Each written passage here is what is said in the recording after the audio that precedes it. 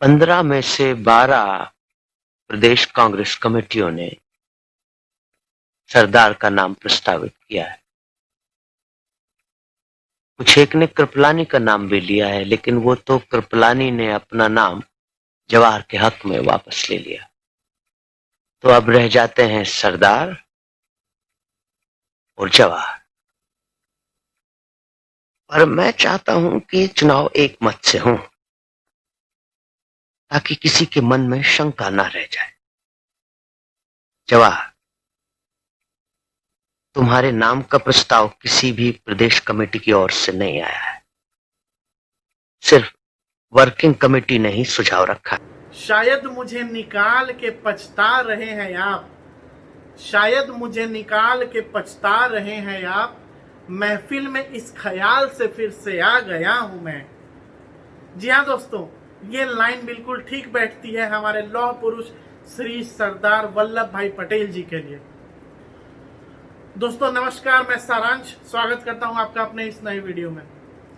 दोस्तों कोरोना के इस समय में तो हम सभी घरों में थे, सुरक्षित थे। आशा करता हूं आप लोग भी सुरक्षित होंगे और बाहर निकल रहे होंगे तो सुरक्षा के नियमों का पालन करके ही निकल रहे होंगे। दोस्तों जब मैं घर में बंद था इतने दिनों से, थोड़े समय के साथ था, थोड़ा एक्स्ट्रा टाइम था मेरे पास, तब मेरे मन में बहुत सारे दिनों से जो सवाल थे हमारे देश को लेकर के, हमारे पॉलिटिकल सिस्टम को लेके, उसके बारे में मैं आंसर्स खोज रहा था। तो दोस्तों एक ऐसा सवाल मेरे मन में बहुत सालों से था कि जवाहरलाल नेहरू ही हमारे देश के पहले प्रधानमंत्री क्यों बने।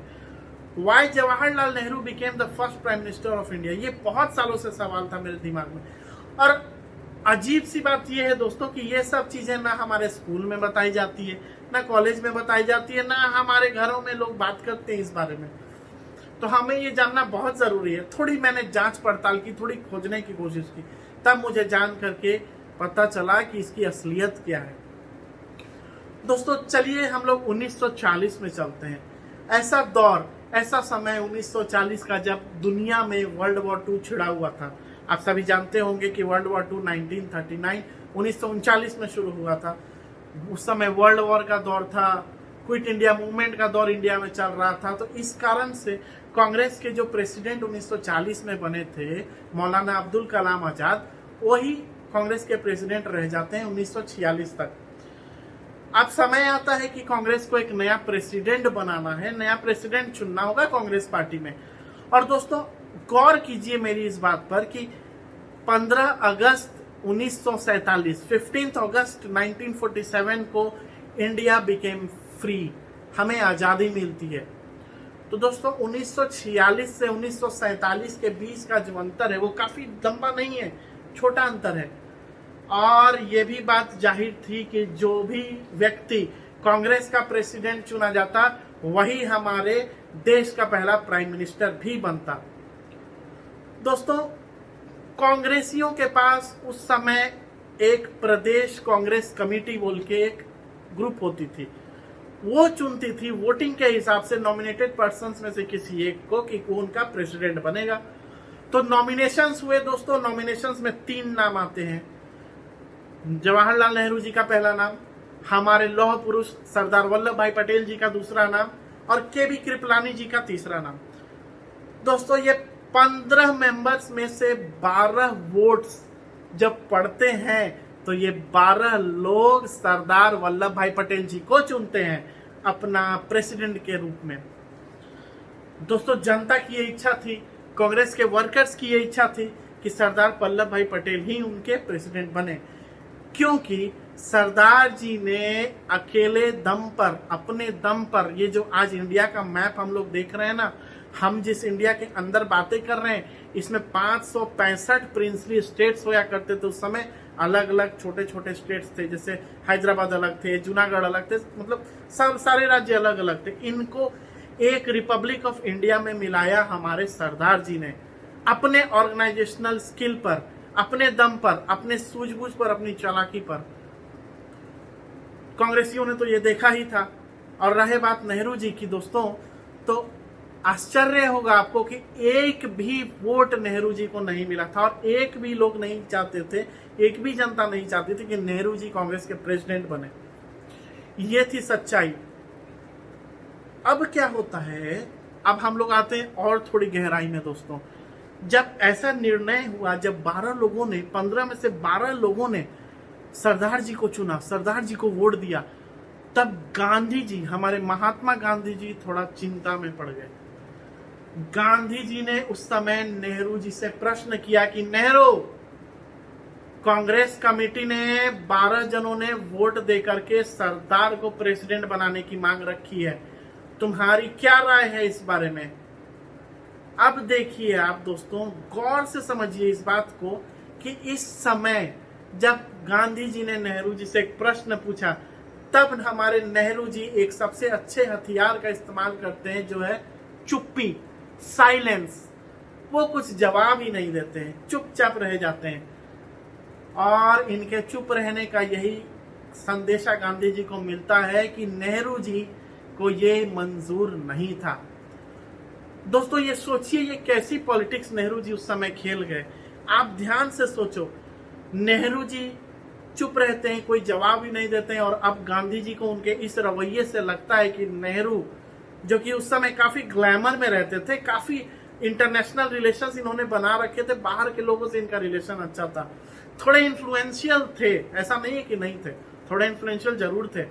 तो गांधी जी को ये डर हो गया कि अगर नेहरू इस समय चुप है और अगर सरदार को इस समय प्रेसिडेंट ऑफ कांग्रेस बना दिया गया, तो सरदार प्राइम मिनिस्टर भी बन जाएंगे पहले भारत के, जो कि नेहरू जी को मंजूर नहीं था, क्योंकि Nehru ji second in command नहीं रहना चाहते थे। नेहरू जी काम नहीं करना चाहते थे किसी के अंदर में।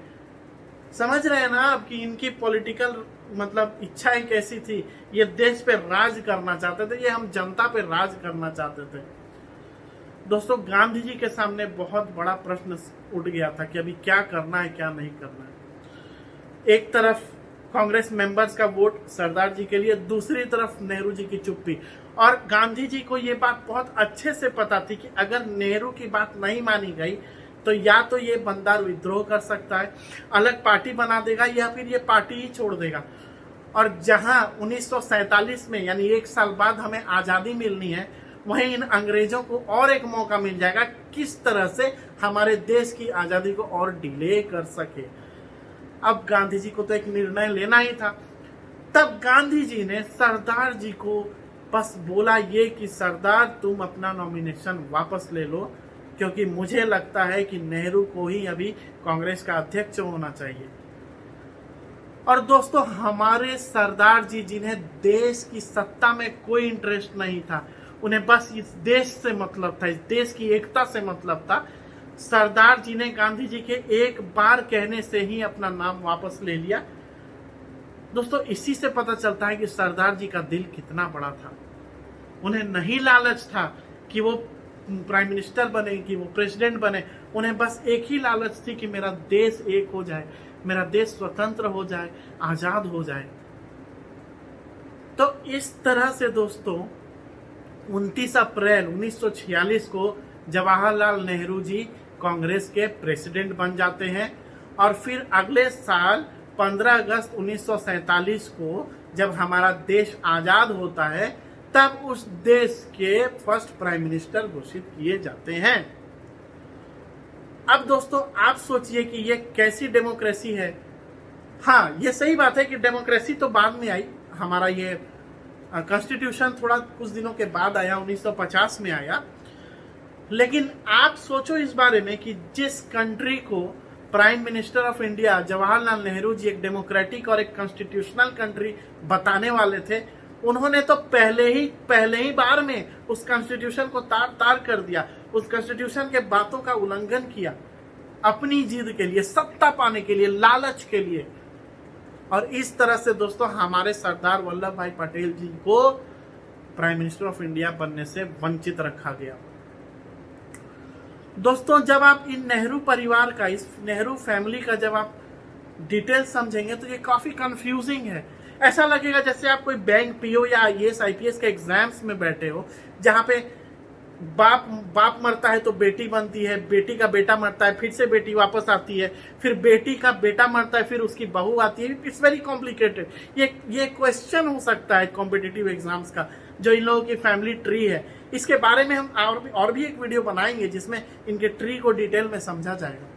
तो दोस्तों आप देखो और आप खुद ही समझो और आप खुद ही प्रश्न करो और प्रश्न का जवाब दो। आप चाहे तो मेरे इस वीडियो में कमेंट कर सकते हैं कि असली देशद्रोही कौन है, कहां से ये देशद्रोह की भावना शुरुआत हुई, कहां से ये देश में आजादी की भावना शुरुआत हुई, निजी आजादी की, ना कि देश की आजादी की, और कैसे इन लोगों के वंशज ने गंदी पॉलिटिक्स अपना करके हमारे देश के ग्रोथ में हर समय कोई ना कोई ऑब्स्ट्रक्शन डाला है। मैं ये पूरा निर्णय दोस्तों आप लोग पे छोड़ता हूं। आप लोग भी थोड़ा पढ़िए, समझिए कि किस तरह से ये गेम खेला गया, किस तरह से हमारे सरदार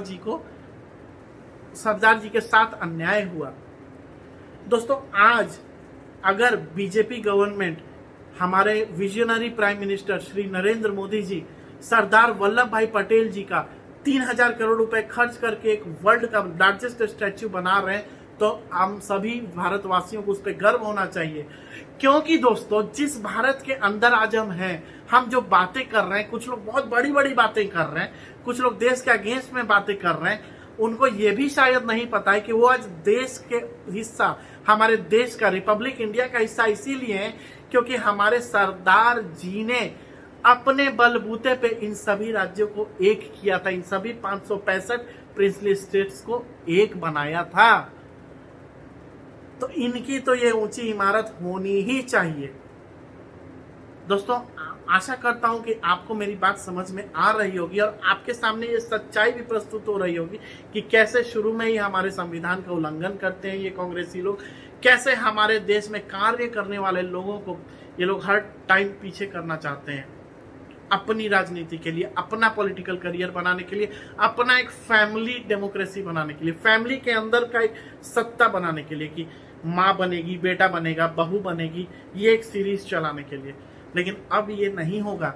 अब हमारी जनता जाग चुकी है और हम जनता इस बात को देख रही है, समझ रही है। दोस्तों मैं आशा करता हूं कि आप मेरे इस वीडियो को दूर दूर तक पहुंचाएंगे, अलग लोगों तक शेयर करेंगे, कमेंट करेंगे और आप बताइए इस वीडियो में कमेंट करके कि आपको ये बात की सच्चाई जान करके कैसा लग रहा है। और हमारे श्री लौह पुरुष हमारे सरदार वल्लभ भाई पटेल जी के लिए हमारे मन में जो भावनाएं थी, जो समर्पण है, वो हमारे मन में और बढ़ रहा है या नहीं। इसी के साथ मैं इस वीडियो को एंड करता हूं। दोस्तों आशा करता हूं कि आप घर में सुरक्षित रहेंगे और सच को जानेंगे, पढ़ेंगे। जय हिंद, नमस्कार।